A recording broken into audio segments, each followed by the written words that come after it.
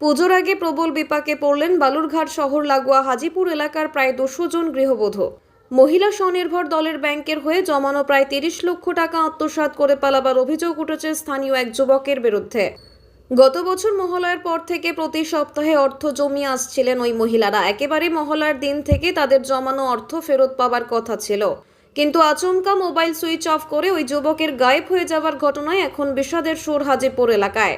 তাদের বছরভর জমানো অর্থ ফেরত না পেয়ে পুজোর আগে মুচড়ে পড়েছেন এলাকার শতাধিক মহিলা। উপায় না পেয়ে এদিন বালুরঘাট থানায় এসে ক্ষোভ দেখালেন ওই মহিলারা। পরে লিখিতভাবে বালুরঘাট থানায় অভিযোগও দায়ের করা হয়।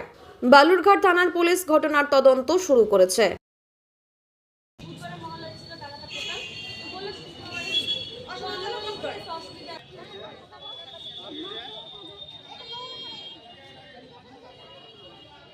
দেখলাম যে বালুরঘাট থানাতে এলেন, বিষয়টা কি ছিল, কি হলো?